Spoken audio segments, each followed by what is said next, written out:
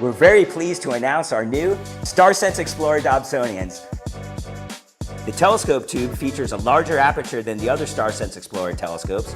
It also has a 2-inch Crayford focuser that accepts both 2-inch and 1.25" format eyepieces, and also has a custom pointing knob to help you precisely aim the telescope at your target.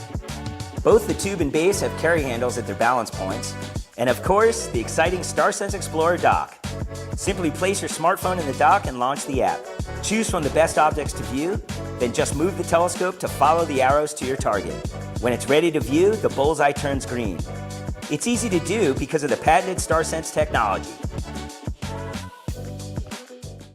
Hi everyone, we hope you'll enjoy the presentations we're bringing to you virtually from the Texas Star Party. We wanted to thank everyone who has taken the time to make this event what it is. TSP is a 501c3 nonprofit organization, and it's made possible every year by the help of people just like you. If you like these presentations and would like to help further the Star Party, you can throw a few bucks or a few thousand in our virtual tip jar by donating today. And it's tax deductible too.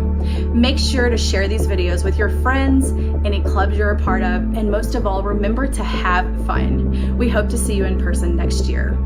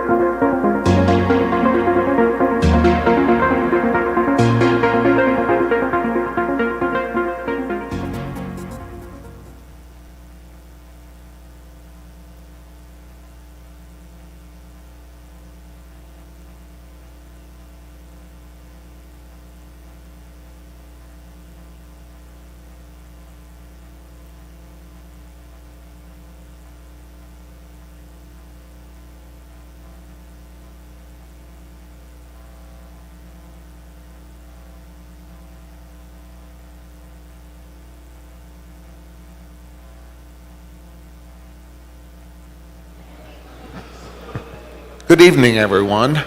I'd like to welcome you again, in case somebody else hasn't, TSP 2023. We've been really fortunate this year to have a fantastic lineup of keynote speakers. One of the very fortunate events was being able to persuade our tonight's speaker to come out here from San Antonio to talk to you tonight. This is Dr. Angela Speck. Dr. Speck earned her bachelor's degree in astrophysics from Queen Mary University of London. She earned her doctorate in astronomy from the University College of London. She then jumped across the pond and did some professorship work at the University of Illinois and the University of Missouri. When she was in Missouri, she was part of the totality promotion for the 2017 Great American Solar Eclipse. She spent 3 years promoting the event and was described by PBS as the scientist in the forefront of educating the public about the solar eclipse, and was appointed co-chair of the National Total Solar Eclipse Task Force. She worked with NASA's Heliophysics Science Division to share information about the eclipse. She also created a guide to watching the eclipse in cooperation with Science Friday. She is currently Professor of Astrophysics and Chair of the Department of Physics and Astronomy at the University of Texas at San Antonio. What's that? Oh, birds up, right. She studies many aspects of material ejected by dying stars. She has discovered that early in the history of the universe, all matter in the form of hydrogen and elements more massive than helium were formed via nuclear fusion in stars, newly formed elements being ejected from stars either explosively or, in the case of supernova, or gently over a few thousand years for lower mass stars.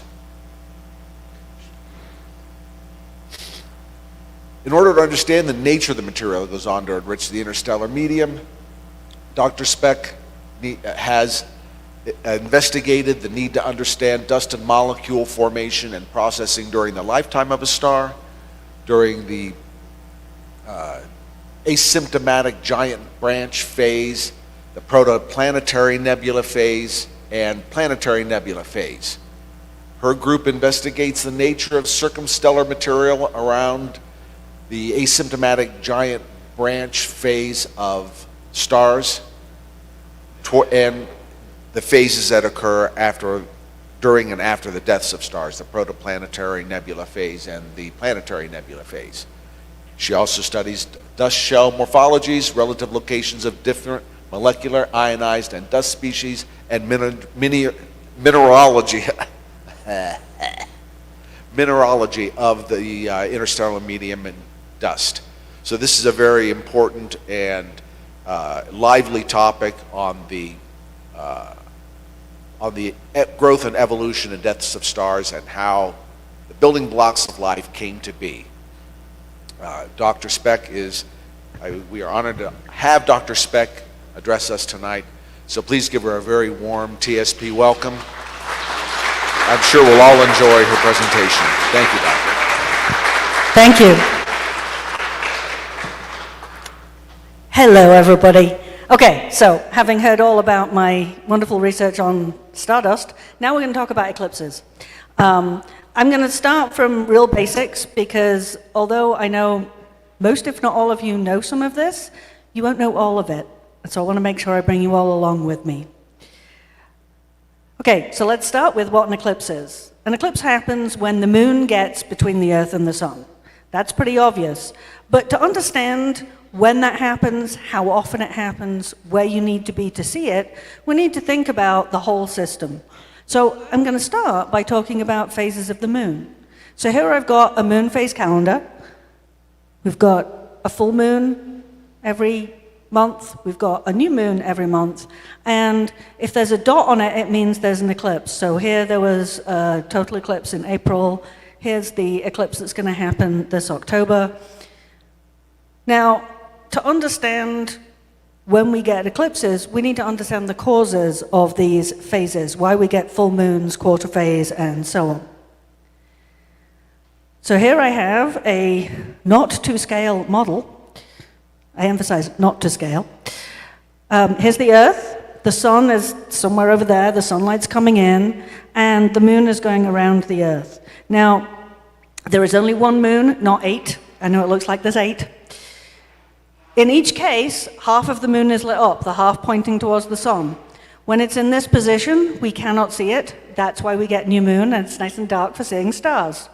But the moon is orbiting, so as it orbits the Earth, when it gets to here, now we can see this little lit up part. And so as we're looking at it, it looks like a crescent.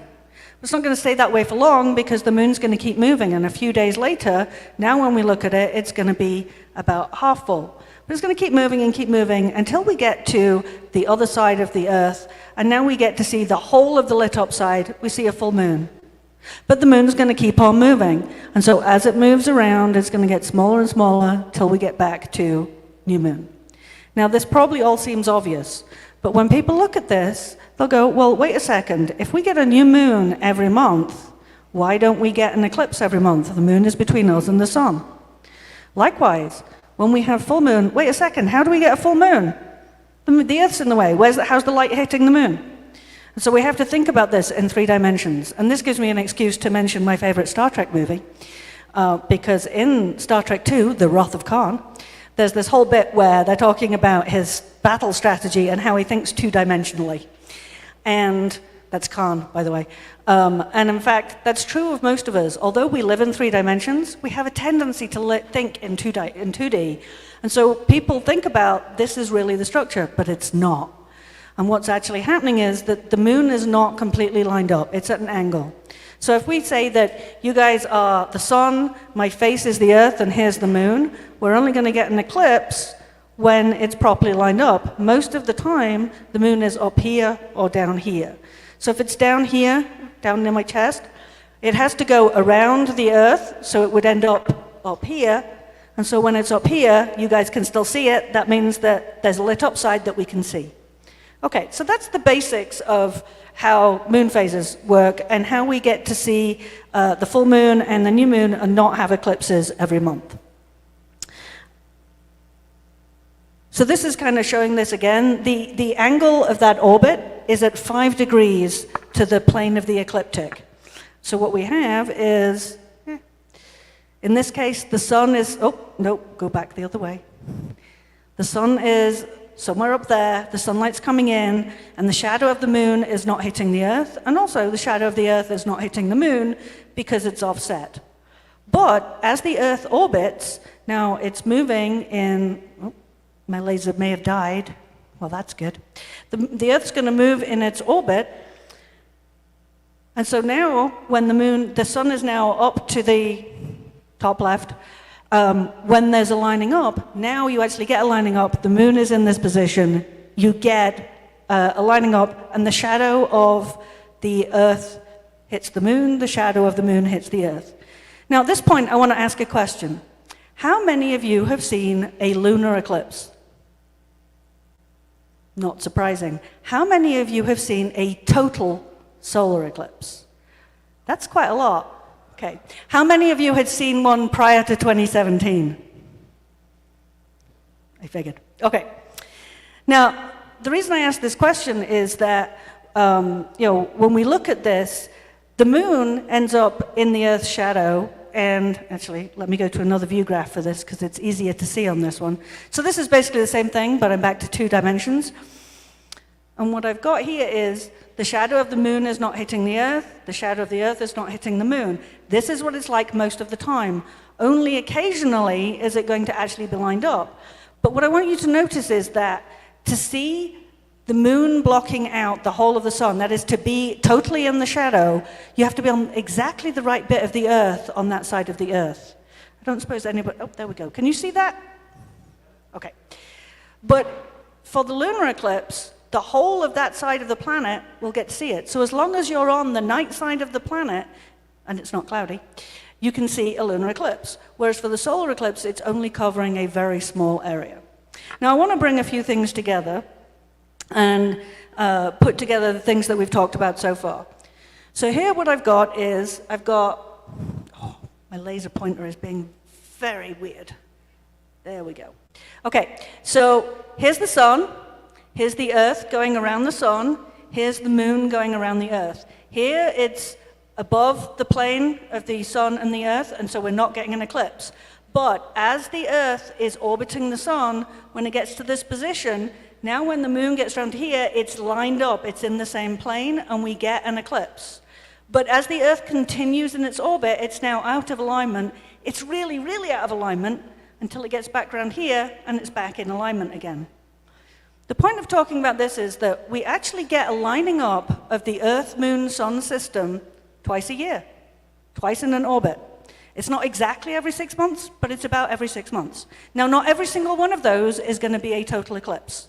So, for instance, there's one this year that will definitely not be a total eclipse.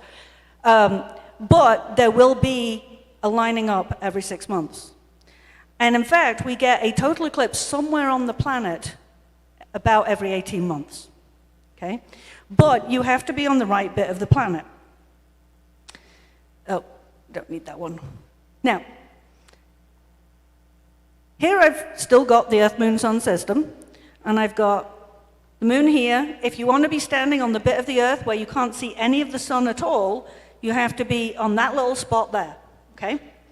If you're in this slightly lighter region here, that's going to be where you see a partial eclipse. Standing here, you'll see part of the sun. Now, everything is moving, because everything is always moving. The Earth is moving in its orbit in this direction. The moon is moving in its orbit in this direction, and the Earth is spinning. So although you need to be standing here one moment, the next moment that shadow will have moved along the ground. So during the course of a lining up of the Earth, Moon, Sun system, it's going to draw out a path along the ground that's up to about 100 miles wide and about 3,000 miles long. Now that sounds like quite a big area, but it's only about 1,000th of the surface area of the Earth. So the chances of it being the bit that you're standing on, pretty slim. In fact, this is from Great American Eclipse, and what this shows you is all of the total eclipse paths, all of the places you can see a total eclipse from 2010 to 2050. There's a couple of things I want you to take away from this. One is that since most of the planet is water, most of the places that you'll see eclipses are over water. And so that makes it difficult to see. The other thing is that most of the planet in a 50-year period does not get to see an eclipse. This is why most people never see one in their lives. This is a pretty select group of people where most of you have seen a total eclipse. Very few people get to see one in their lives.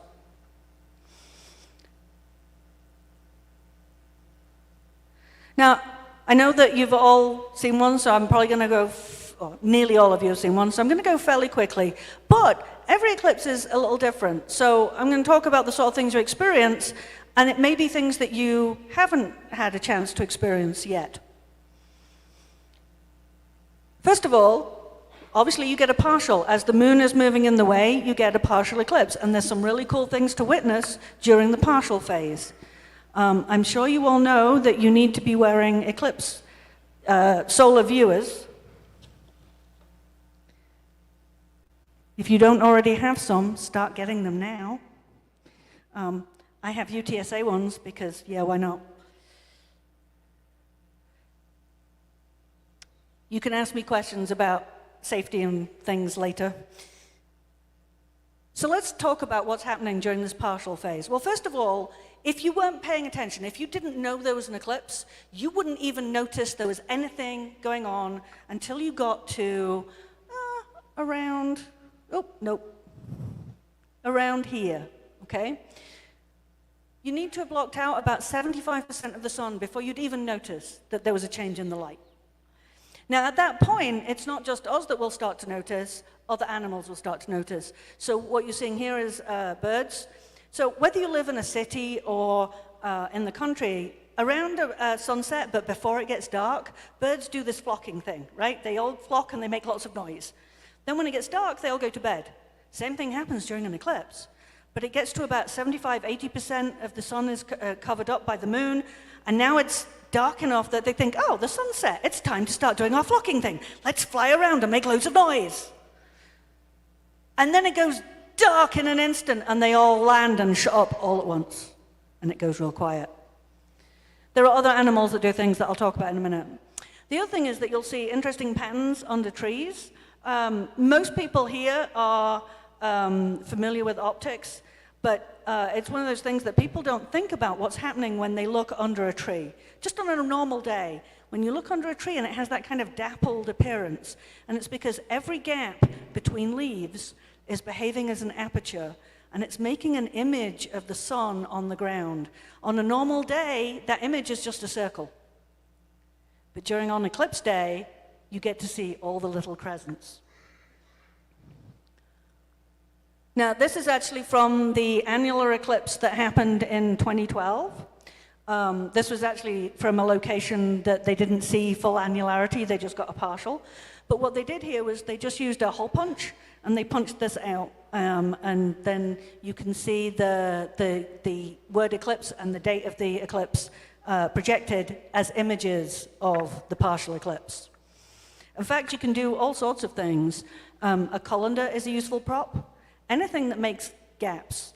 Actually, I was in Australia last month for the total eclipse there, and somebody just took a pen and punched holes in a piece of card in the shape of Australia and did a picture of Australia in the shape of the crescents. It's pretty cool.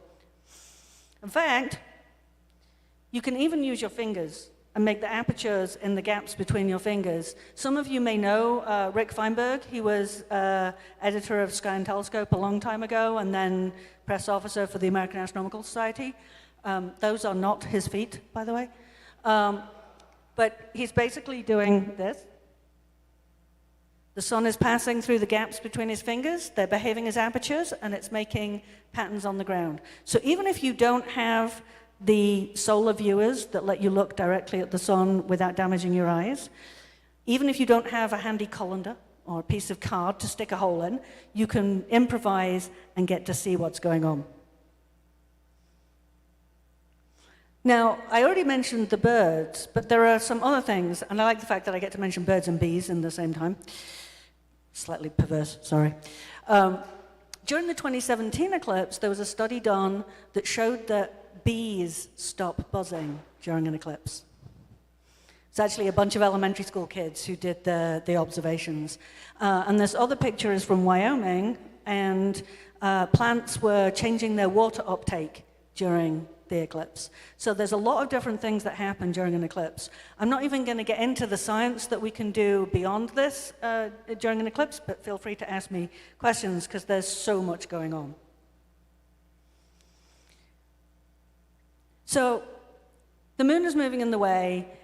The color in the sky is weird. Like I said, you wouldn't even notice it till you got to about 75-80% eclipse. At that point, it's like, you know, the sun has just set, and the sky is still bright, but the color is different than it is when the sun's up. It's like that, but the sun is still up there, and so it feels really weird. And it's getting darker and darker and darker. But it's really subtle, and that change in brightness really happens right at the end. The last thing that you get to see before you get into the total eclipse is what's called Bailey's beads. And this happens because the moon is not a perfectly smooth orb, no matter what ancient people thought. It has mountains, it has valleys. And so the last thing that you get to see is actually the mountains and valleys on the moon. So we've got a mountain and a valley, and a mountain and a valley. And by the way, that's not how you spell Bailey's. I don't know why it's spelled that way. Okay, so this is kind of a time sequence. We're going to start over here. You've got quite a lot of the sun still showing. At this point, you still have the eclipse viewers on, the solar viewers. There's too much light, and I'll talk about that in a second. As the sun is being blocked out, the moon is moving in the way, we're starting to see the topography of the surface, and eventually you just have one or two little valleys left. Now, the other thing that I'll mention here is the red that you can see here. That's real. Most of you probably have H-alpha filters. That's H-alpha. Actually, it's a little bit of a mixture of H-alpha and the other hydrogen lines, so it's slightly pinker than H-alpha would be. And this is, in fact, why my hair looks like it does. See? H-alpha. This is real. So, you know, if you've ever seen beautiful pictures from NASA of the surface of the sun, they've got these big loops coming off the surface and the prominences and flares. And people think of it as being yellow. It's not, it's pink. It is this beautiful pink color, and you can really see this, and you do not need a telescope. You can see this completely naked eye.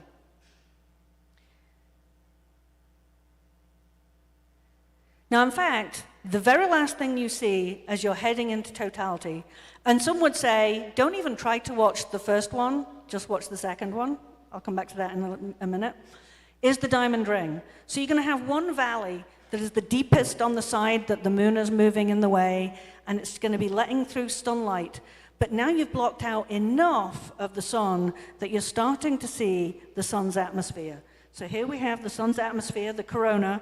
We're starting to see it, but we've still got a little bit of the main part of the sun peeking through, and it looks like a diamond ring. It's not until you get to this point that you've blocked out enough of the sun to start to see all of this. So I want to put that into perspective.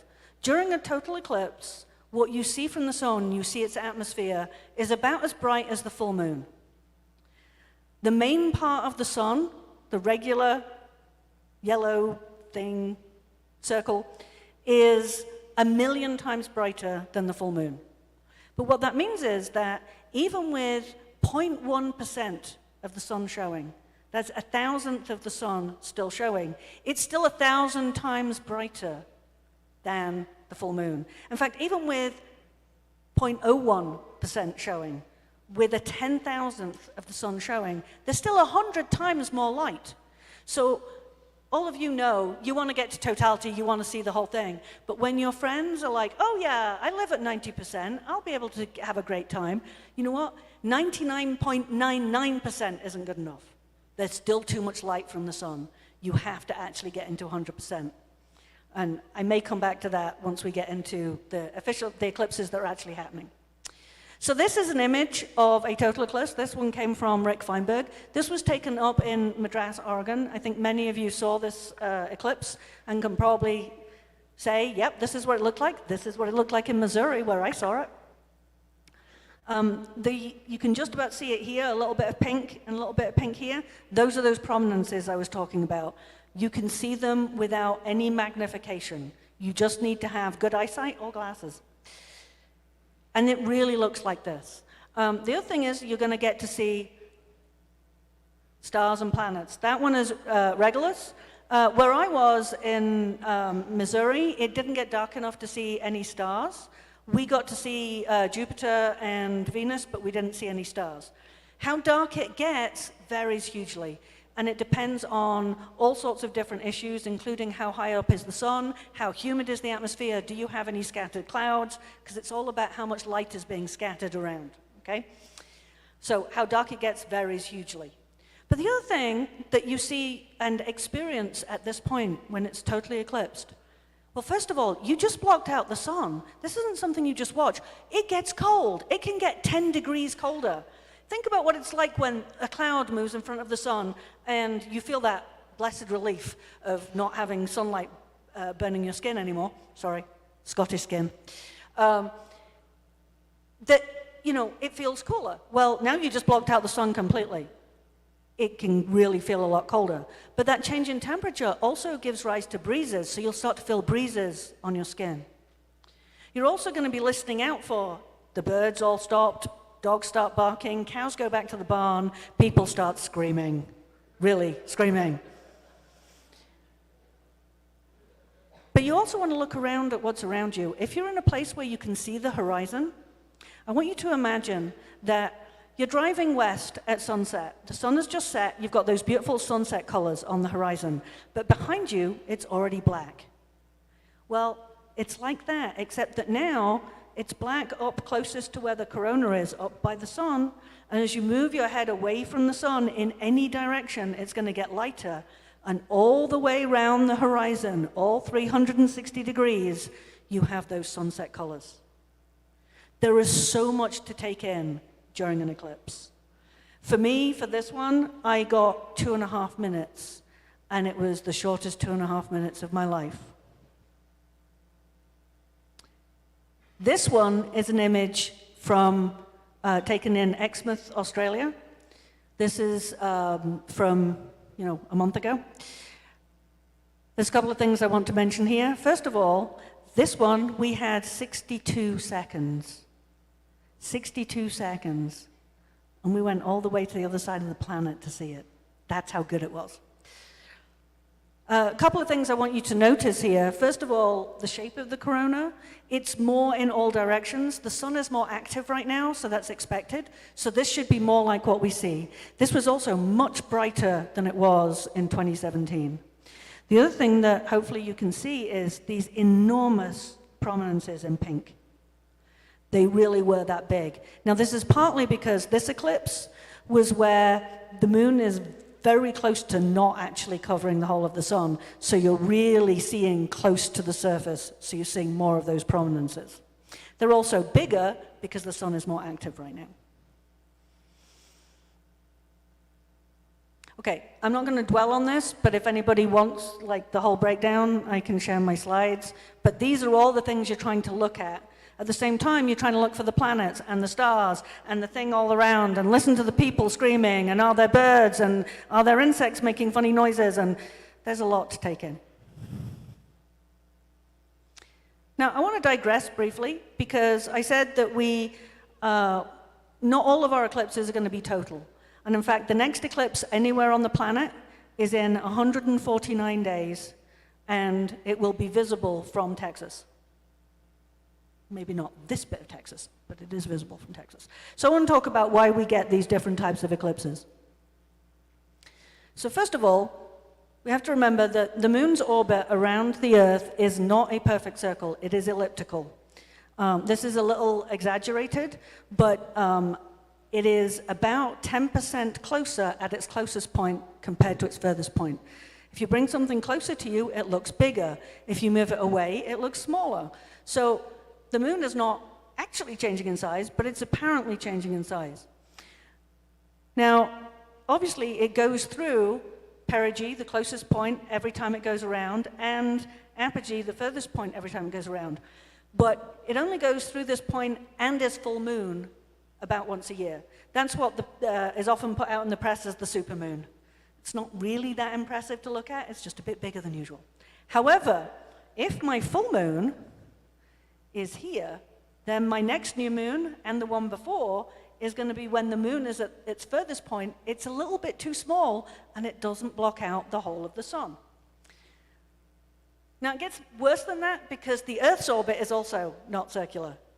Our orbit around the sun is slightly elliptical, not as much as the moon's, so we're about 3.5% closer at our closest point compared to our furthest point. Now, do not stare at the sun, because it will not do you any good. But if you've got a filter and you measure the size of the sun, it would change by about 3.5% from one end of the orbit to the other. We're actually closest in January and furthest in July. And so what that means is that the apparent sizes of these two celestial objects changes over the course of the orbits that we are taking. And so at its closest point, the moon is actually big enough to block out the sun even when we're closest to it. But the moon at its furthest point is not big enough to block out the sun even when we're furthest from it. And when the moon is small, we're still going to see the edge of the sun. That is what we call an annular eclipse, because an annulus is a fancy word for donut. How many of you have seen an annular eclipse? Okay. I drove my kids from Missouri to New Mexico for the 2012 eclipse, annular eclipse, and it was awesome. And that's what we're going to get to see in October, say 149 days from now, and it is a Saturday, so you have no excuses. So I'd already shown you a map of eclipses. Now this one is just a 20-year period. This is 2001 to 2020, but it now shows the annular as well as the total eclipses. So the blue ones are the total eclipses, and the red ones are the annular eclipses. And I just want to draw, no, go back. So this is the 2012 annular eclipse that I'm guessing several of you probably saw, and here's the 2017 eclipse. Let's now look at the next 20 years. So this is 2021 to 2040. So the one that just happened a month ago is, okay, it goes over Australia. There we go. You can actually see it was annular and then became total and then went annular again. That's why it was so closely, so close to the surface that you could see all of the beautiful prominences. But the important thing here is X marks the spot. We will have, in less than 6 months, we will have an annular eclipse, and then 6 months after that, we will have a total eclipse, both over the US, in fact, both over Texas. Now, I want to, again, digress just briefly, because none of these stories are linear, and talk about how long eclipses last. So I said that the eclipse that I saw in 2017 in Missouri, I had 2.5 minutes. The eclipse that I saw in Australia last month, I had 62 seconds. The longest was 64. They vary hugely. There's a couple of different things that give rise to it. One has to do with the elliptical orbits. So I want you to be looking at, here I've got the Earth going around the sun, and when it's at this end of the orbit, it's moving fastest. It's moving fast enough that it can pull away from the sun. It's pulling away, but gravity's pulling back on it, so it's slowing down and slowing down. When it gets to the other end of the orbit, gravity starts to win and it pulls it back in. But gravity is pulling on it, so it's getting faster and faster and faster. It gets to this end and it speeds up and it can pull away again. This is true of anything orbiting anything. Whether you're talking about comets going around the sun, the moon going around the Earth, two stars orbiting each other, this is always how it works. It will move fastest when it's closest and slowest when it's furthest away. So if you remember, we are closest to the sun in January and furthest in July. It means we're moving slowest in July, which explains Texas summers. Did I mention the Scottish skin?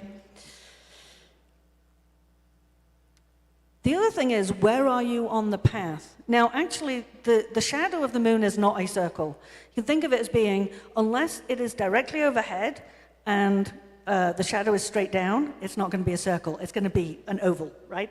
Because it's coming in at an angle. But the same thing applies.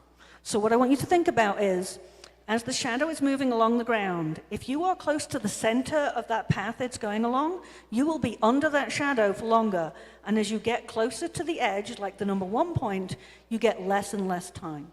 And this is why it is desirable to be on the center line. You get more time than if you're on the edge. There are some other effects. So for instance, latitude plays an effect, and it has to do with how fast the surface is moving. Excuse me, as well as topography. But these are the two biggest effects. So here, this is showing you where the two eclipses, the next two eclipses anywhere on the planet, where they cross. And just for the record, let's see.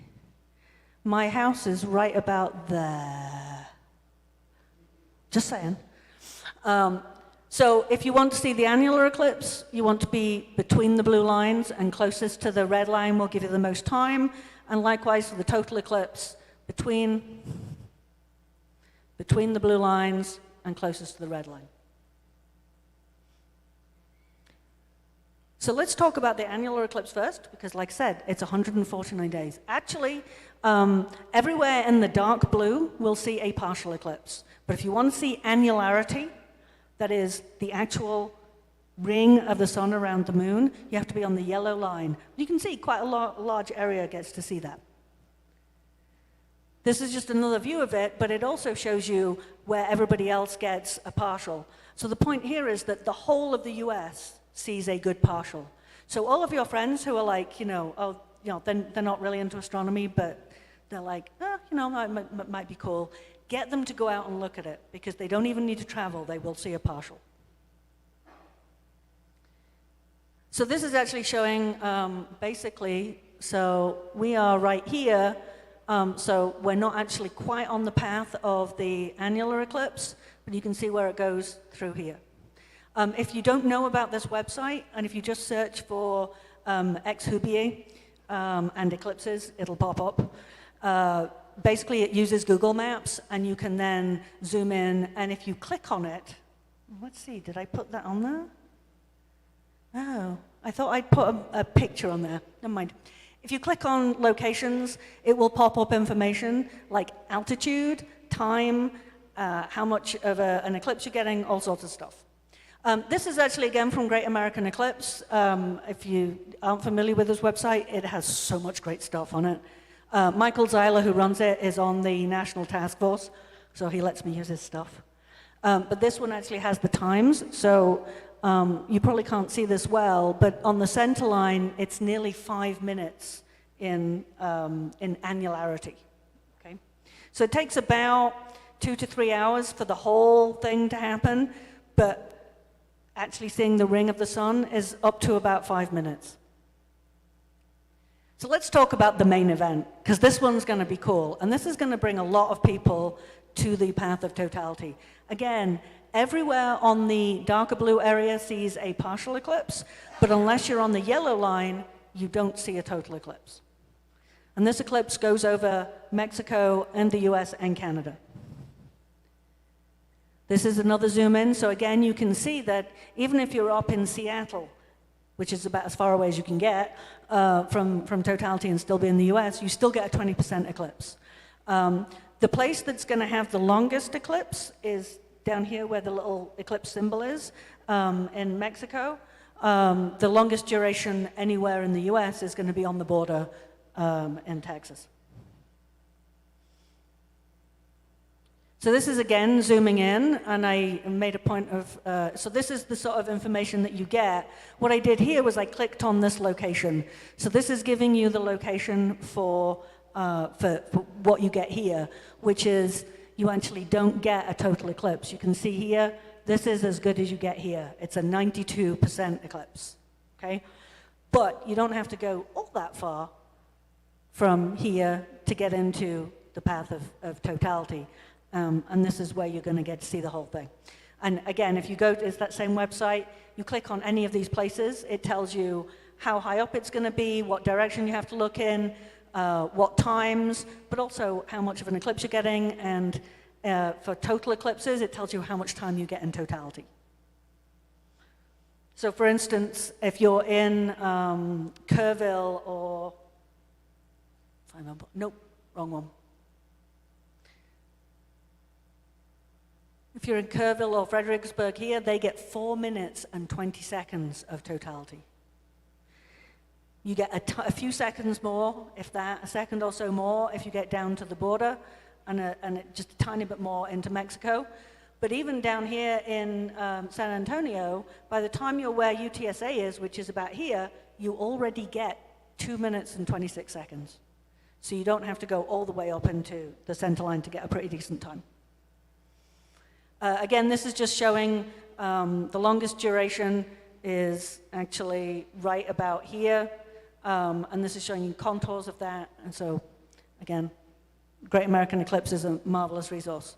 Now, one of the things that you all know is important is, will you be able to see it? Is it going to be clouded out? This is a map that shows you, this is average data. This is basically taking cloud cover at the time of the eclipse. It's actually a specific time. Over a number of years, over 10 days, that's 5 days either side of the eclipse day, to get a good average. And what you can see here is that as you move along the path of the eclipse from Mexico all the way up, you get less and less chance of seeing it. There's more and more average cloud cover. Now, having said that, where for Missouri in 2017, it was on the 50 to 60% chance. Well, most of the state actually did get to see the eclipse. So it doesn't rule it out. On April 8th this year, it was beautiful, bright and sunny in Rochester, New York, and cloudy in San Antonio.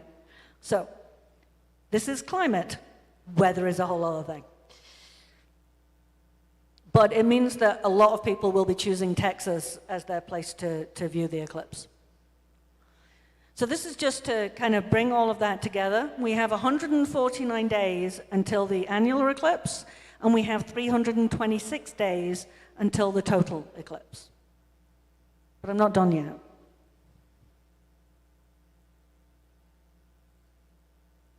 Or maybe I am. There we go. All right, I want to back up and talk about safety a little bit. I think most of you know some of this, but it's useful to just review it. First of all, don't ever look straight at the sun. It's really bad for you. You can get these solar viewers. We like to use solar viewers, and there's a couple of different reasons for that. I know there are some people from New Mexico here. There are some, especially Pueblo and Diné, Navajo Native Americans, who regard eclipses as sacred. And so calling them eclipse viewers is actually kind of problematic because they would never use them. You can use them on any day to go look at the sun. Let's call them solar viewers. And then we can get them excited about looking at the sun, even if they don't do it during an eclipse. Now,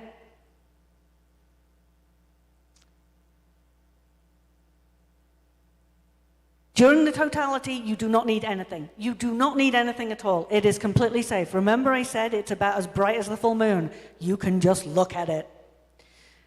But until it is totally eclipsed, you need the viewers. Remember I said that even with a 10,000th of the sun showing, it's still 100 times brighter than the full moon. Do not look at it. And I mentioned the diamond ring. Now, if you keep the solar viewers on, you'll see Bailey's beads, but you might miss the diamond ring. But when you take them off and you're viewing totality, you'll get to see the diamond ring as the moon is moving out of the way, and it's the first valley that lets light through, and your eyes are adjusted properly.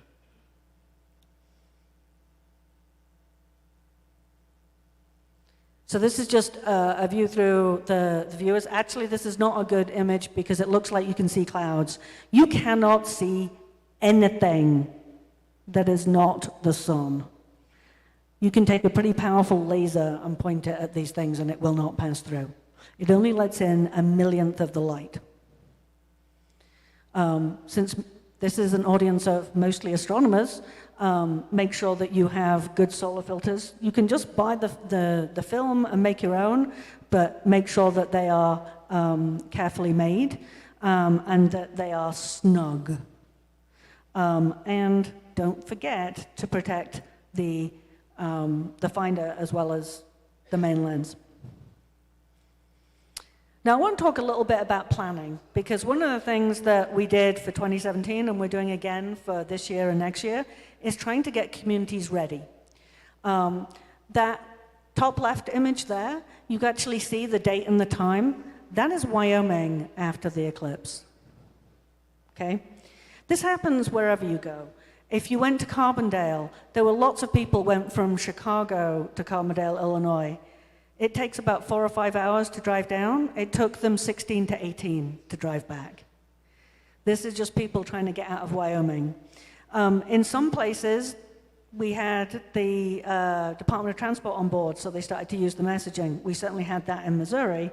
But we also want to get people to know this is coming and to distribute the glasses. And if you're a member of a local amateur club, start to volunteer with your local library. Libraries need all the help they can get. A lot of them can get the free glasses, but they don't have the expertise. You guys can help. I really like this one. So here, this is from 2017, and this is, you know, like in Google, it shows you where the worst traffic is by making it red or orange. What we're seeing here is you can actually plot the path of totality by plotting a map of where the traffic was bad on that day. That's how bad the traffic was. So I'm nearly done. I want to draw your attention to this website. This is the American Astronomical Society's official website. We have so much stuff on there. There's advice on how to do the photography. There's advice on where to get materials. There's free stuff you can download. There's places you can volunteer. There's everything. This is a website we built for 2017, and it's continually being updated for this year and next year. And we also have this fabulous poster designed by Tyler Nordgren. I don't know how many of you are familiar with his work, but he did a lot of posters for the 2017 eclipse. He also does most of the night sky posters for the National Park Service. But this is our official poster for the total eclipse this next year. And I'm going to leave you with this, because in 2017, I got a beer named after me. Totally worth spending all my time on eclipse stuff.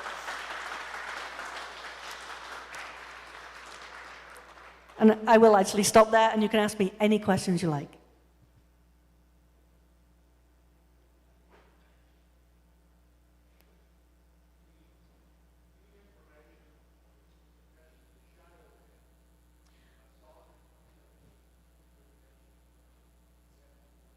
Okay, the question was about the shadow bands. So the weird thing about shadow bands is we still don't fully understand what causes them. So if you're not familiar with this, you can actually find some good videos of them. But it's basically, as the shadow's coming in, you see these bands on the ground. The best video I've seen of them was from the Svalbard eclipse a few years ago, where you've got a beautiful white ground.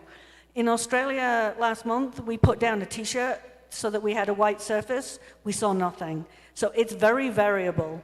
But, you know, basically, it's hit or miss whether you see one. But yes, a white sheet is definitely something that is very flat and very uniform in color is going to help a lot.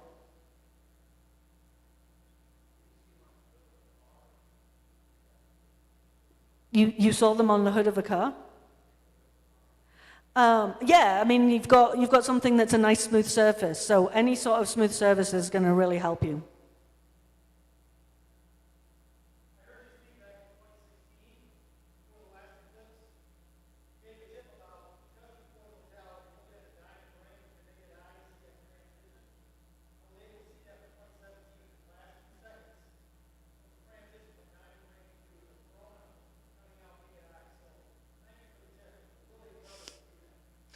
Okay, I'm glad that you got to see it.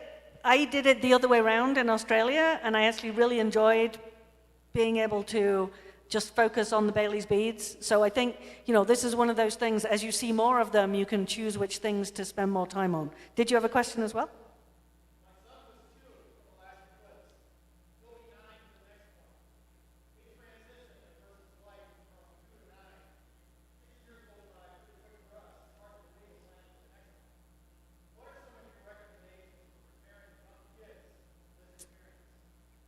So we actually did a lot, and you know, my kids were, because it was August, it was the beginning of 5th and 8th grade, was the year that it was, and we did a lot of work with schools, and honestly, getting them to try out the solar viewers, getting them to put them on, and then move their head, getting them to think about, okay, if the sun is there, I'm going to see I can see my shadow.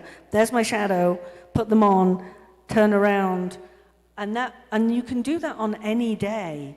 And people are always shocked when they see the sun through those glasses, even on a regular day, because it's much smaller than they expect. And that is one way to be like, oh, that's really cool. And that just gets them used to the idea of this is how I look at it safely. There's some other things you can do depending on how deep you want to get. I showed the colander thing. You can actually do something where you punch different shapes into something and then show them how, depending on how far away you hold the thing, it will make circles versus the shape of whatever you punched out. And so that can get them into understanding, oh yeah, now I'm seeing the shape of the moon. So those are the sort of things that you can do, and you can do that well in advance. And that works really well.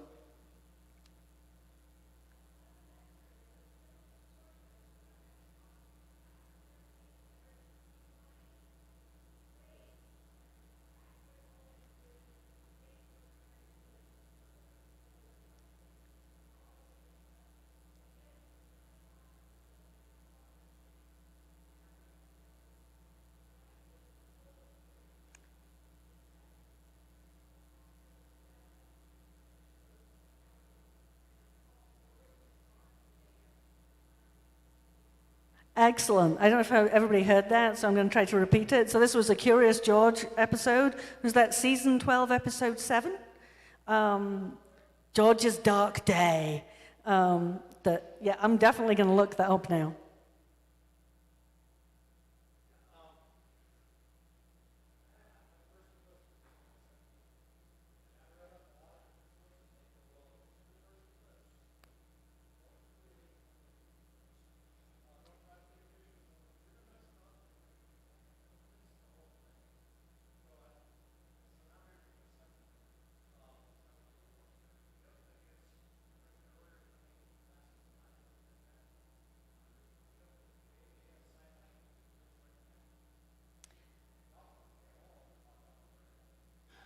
So there were two different questions there. One is, yeah, if you haven't seen an eclipse before, don't try to take photos. Just take it in. Lots of people, I mean, the photos you saw, I didn't take them. I let somebody else do that. I'm just going to enjoy the thing. Other people really enjoy it. I mean, particularly the two people whose work I showed, they really enjoy the astrophotography. Some of you are ready for that, and that's great. But just enjoy the experience. The other thing was about the glasses. So on the AAS website, we maintain a list of suppliers that we trust, because back in 2017, right before, there was an influx of stuff from China, mostly through Amazon, that was a real problem. The other is that there are various, like, the Moore Foundation just funded a bunch of stuff for libraries, so libraries have been able to put in these requests. I think they still can. The NASA is also producing some. We're helping with some branding on that. It's going to actually be NASA and the National Science Foundation and NOAA, and so there'll be more available, and all of that will be on that website. And there's resources as well. There's resources for librarians, there's resources for teachers, there's resources for superintendents, there's, for legislators, that sort of thing.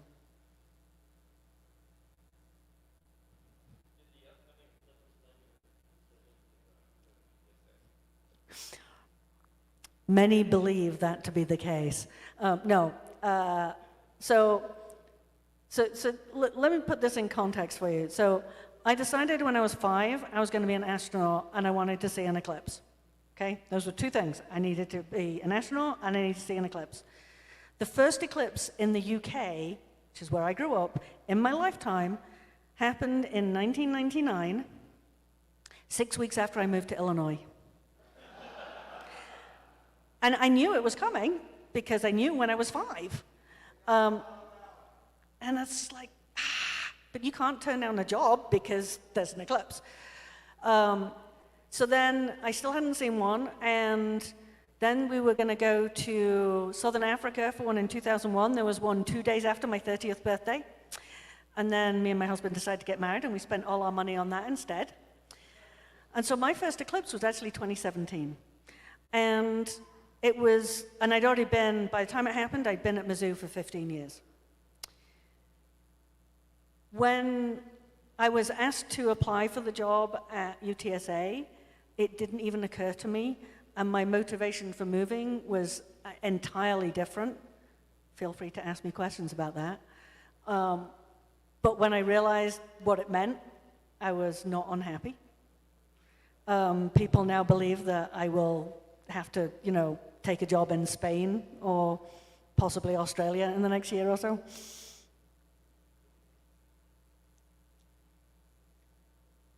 Any other questions?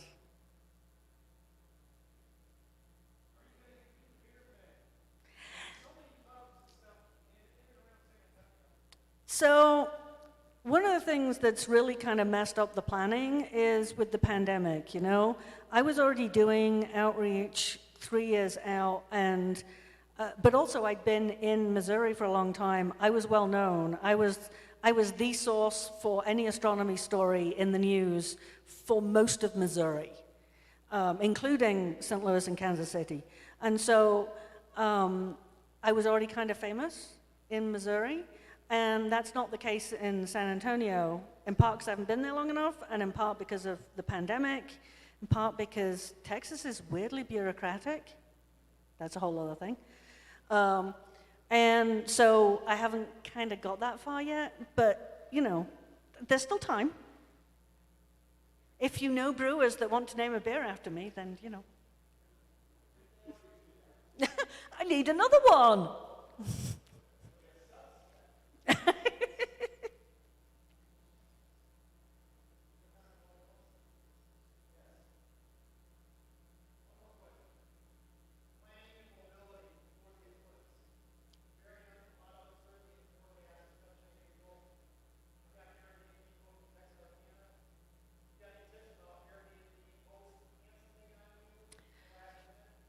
Oh, not even last minute. So one of my, so I'm a department chair, right? So when I say my lecturers, that's in my department. One of my lecturers, she had booked an Airbnb up in Fredericksburg, and it was canceled about 2 weeks ago, and now they want $1,000 for the night. I would not be at all surprised if more of that happens. We know it happened. It's going to happen in the places that have the best chances of weather, good weather most. It happened much more up in Wyoming and Oregon than it did in, say, Missouri in 2017. But I don't know how you fight against that.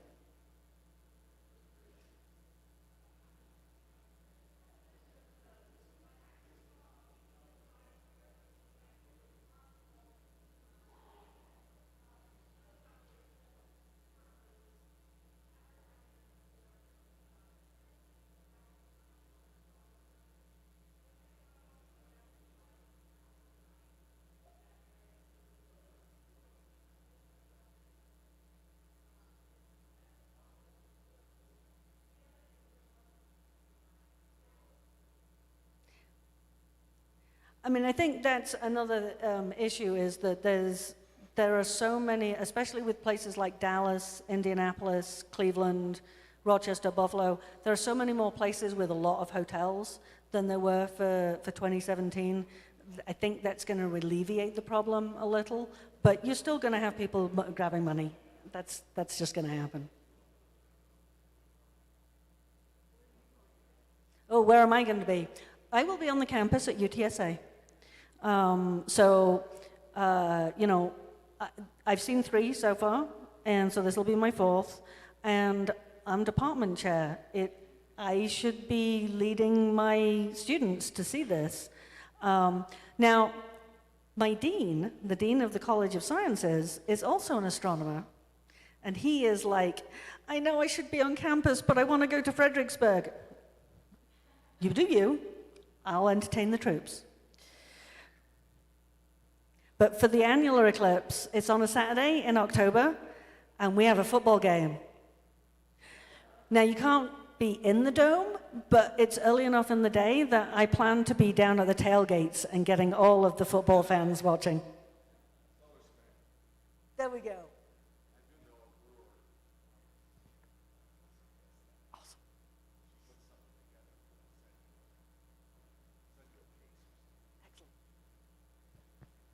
Thank you very much, Dr. Speck.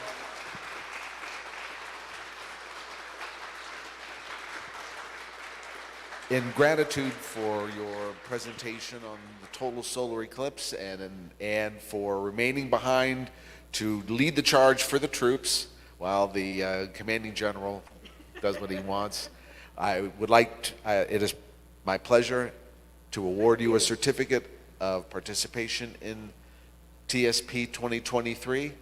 I hope that we will all get together or somehow, some way, either before, during, and or after the total eclipse next April. I'm from Ohio, so we said Cleveland. They're not going to see it in Cleveland, okay?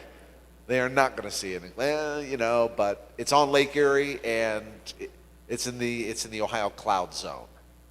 So I could travel 50 miles west of Columbus, my town, and set up shop somewhere, but I think I may end up down here because at best, if you saw the chart, we're looking at 50 to 70% chance of clouds, and those are not the kind of odds that I find good.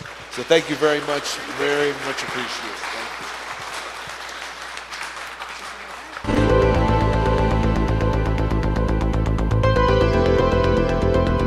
Now move to the portion of the program that I would like to call the Awards of Merit. Every year, the Texas Star Party, Inc. selects from a number of very worthy nominees a particularly exemplary person that, what's that, you can't hear me? Okay, there we go. We select a particularly meritorious candidate for the Lone Stargazer Award and the Omega Centauri Award. These are awards that the past and current leadership of the Texas Star Party use to recognize outstanding people in the field of astronomy and space sciences, and for dedication to public outreach and education on astronomy and space sciences. This year, the awards committee had way too many people to choose from. It is very wonderful to see that there are a lot of dedicated people giving of themselves, of their time, their money, their time and money to promote astronomy. And in this day and age where there are so many other competing, so much other competition for attention, that the efforts of the awardees is particularly gratifying, and we know that as the Project Apollo generation gives way, we will see Project Artemis people taking the place of those of us who have participated in and enjoyed bringing astronomy and doing astronomy. This year, I think tonight what we are going to do is, tonight we will announce the winner of the Texas Star Party's Lone Stargazer Award. It is TSP's highest honor, and in recognition of contributions to the science of astronomy,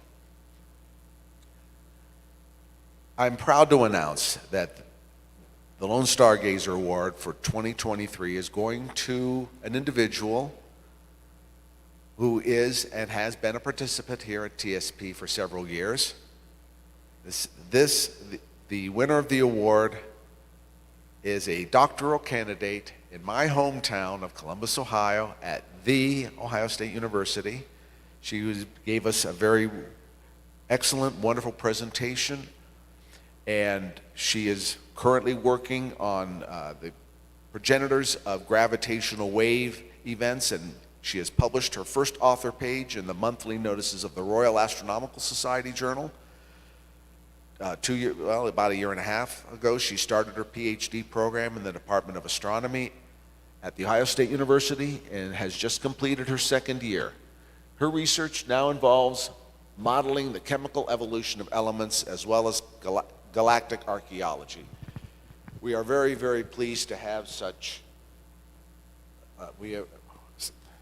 talented people make the Texas Star Party a part of their schedule and give of themselves to share what they are doing in this. This is not it. Okay, pardon me while I continue to stall here. Here we are. We are very, very pleased to have such excellent candidates who are the future of astronomy and the future of space sciences, and we are just absolutely thrilled to be able to acknowledge their current and future contributions to astronomy, and we are very confident that the future of this kind of research is in excellent hands. So without further delay, I'd like to recognize Michaela Weller. Michaela, would you please come forward?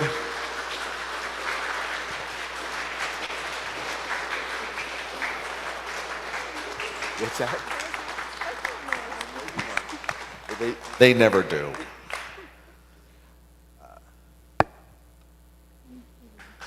Thank you very much. Care to make a few remarks? Would you like to make a few remarks? I would. First and foremost, go Bucks. For my Ohio people in the crowd. I just want to thank you all. I started out in astronomy when I was quite young, and I was an amateur astronomer first and foremost. And then I started at Ohio State as an undergrad, graduated from there, and now I'm a PhD candidate. So I'm very excited for the future of amateur astronomy and professional astronomy, and I hope to keep coming back to TSP in future years and presenting my current research, my future research with all of you, while you continue to teach me about the night sky and astrophotography and whatnot. So thank you all very much for your mentorship and all of the knowledge you have imparted onto me. So I really appreciate it. Yes. OH. IO. Okay.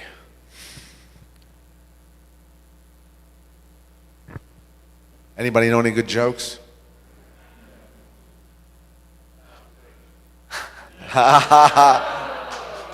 Oh.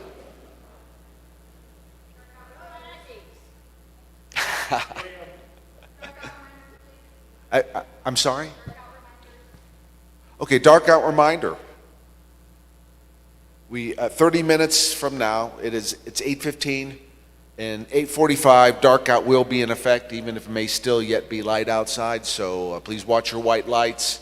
Cars must be parked or either on the ranch or outside the ranch if you plan to leave. If there's anything else. Oh, I'm sorry. Before you leave, wait a minute. Wait, I'm sorry. I'm forgetting something very important here. I'd like to introduce George Ellis. He is the chairman of the board of directors of the Texas Star Party. George has a few things to get off his chest, and I almost prevented him from doing that. So without further ado, let me turn this over to him. This will only take a few minutes. Thank you, Ted. So the award to Michaela Weller spells what we see as emphasis on the future of astronomy and the importance of young people to make it all happen. To that end, last year we started the Youth Outreach Committee, and one of the objectives of that committee was to bring younger people to the Texas Star Party and to reward the efforts of young people. We're talking elementary through high school age here, for their accomplishments in amateur astronomy. And you'd be astonished at some of the nominees that we have been getting for the John Wagoner annual award. John Wagoner, as most of you probably know, was a fixture at the Texas Star Party throughout most of its existence. He originated the observing programs, and the observing pins that we still hand out today were the result of the effort that he put in over decades to make sure that observing was first and foremost what we do at the Texas Star Party. In addition to that, John was very, very devoted to youth outreach, to public outreach, and to education. And so we tried to fashion an award around those particular ideals that were so important to John. And so tonight we want to announce the winners of the John Wagoner Memorial Student Astronomer Award for 2023. Now, these winners are not here tonight. They're in school, right where they should be. But we're going to announce their names tonight, and we're also going to announce to them personally and award their plaques and also their prizes.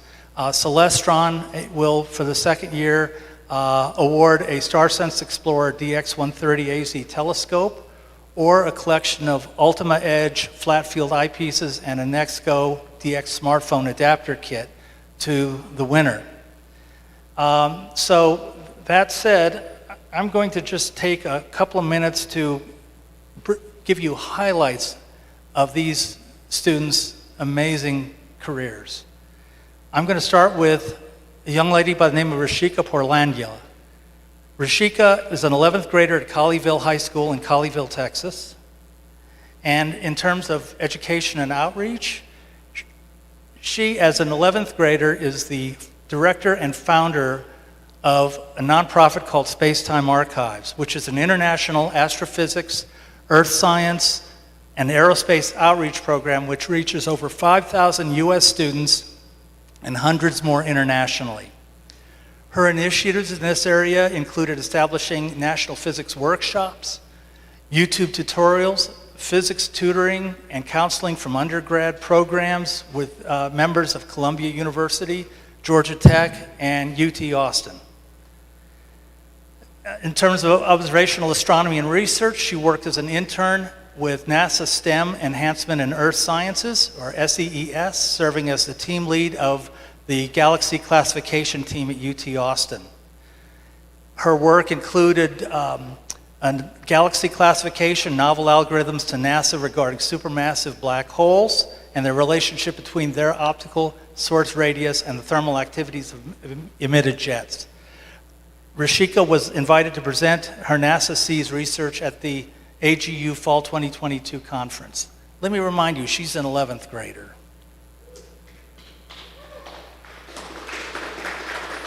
The last thing I will say about her is that she is the winner of the coveted American Geophysical Union Bright Stars Research Award, one of only 100 students globally to receive this honor.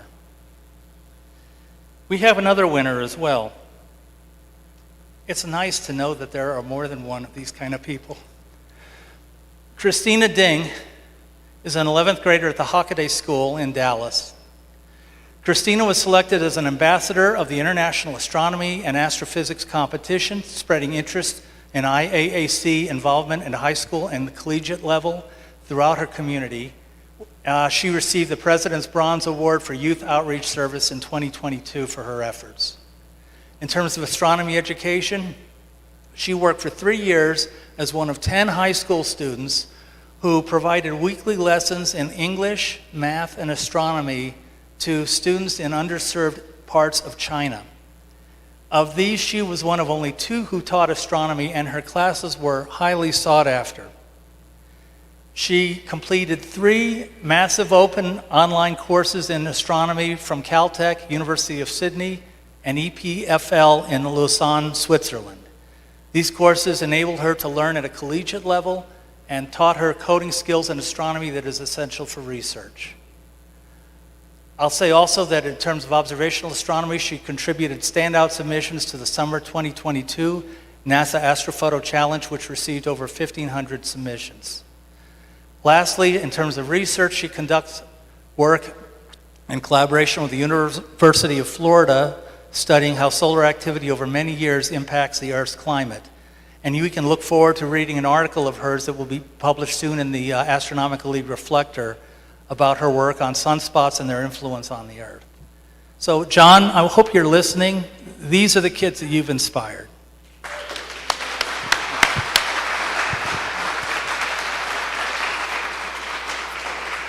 Thank you very much, George. These are very worthy and excellent winners of these awards, and I hope it is a sign of many good things to come, because we desperately need to encourage and nurture young people's interests in the sciences, especially astronomy. One more announcement. Yes. I'm sorry? Oh. Thank you. Ann Ankins just reminded me that tomorrow morning at 10 o'clock in the meeting hall here will be the annual meeting of the Southwest region of the Astronomical League.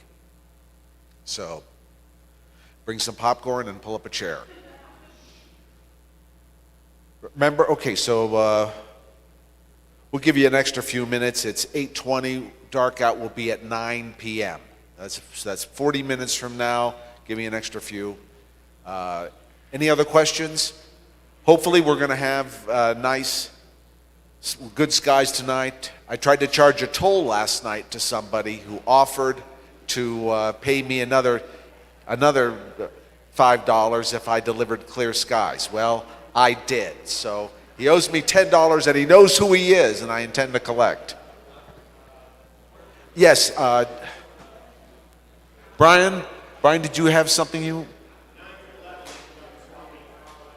Oh, thank you very much. Also, tomorrow morning, 9 o'clock at the lounge. I'm sorry, lodge. Excuse me. At the lodge, swap meet. Clear out the garage, clear out your car, get something, either get some cash or trade for something that you'll actually use.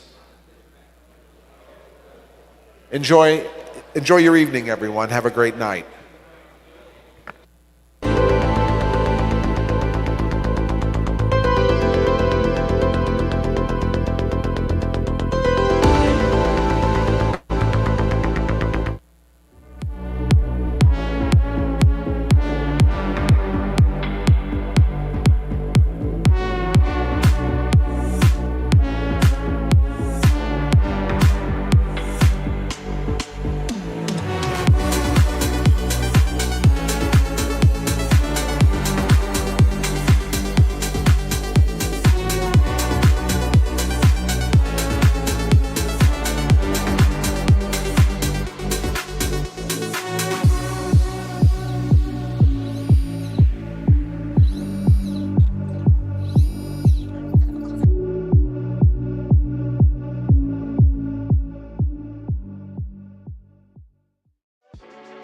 We're very pleased to announce our new StarSense Explorer Dobsonians. The telescope tube features a larger aperture than the other StarSense Explorer telescopes. It also has a 2-inch Crayford focuser that accepts both 2-inch and 1.25" format eyepieces, and also has a custom pointing knob to help you precisely aim the telescope at your target. Both the tube and base have carry handles at their balance points, and of course, the exciting StarSense Explorer dock. Simply place your smartphone in the dock and launch the app. Choose from the best objects to view, then just move the telescope to follow the arrows to your target. When it's ready to view, the bullseye turns green. It's easy to do because of the patented StarSense technology. Hi everyone, we hope you'll enjoy the presentations we're bringing to you virtually from the Texas Star Party. We wanted to thank everyone who has taken the time to make this event what it is. TSP is a 501c3 nonprofit organization, and it's made possible every year by the help of people just like you. If you like these presentations and would like to help further the Star Party, you can throw a few bucks or a few thousand in our virtual tip jar by donating today. And it's tax deductible too. Make sure to share these videos with your friends, any clubs you're a part of, and most of all, remember to have fun. We hope to see you in person next year.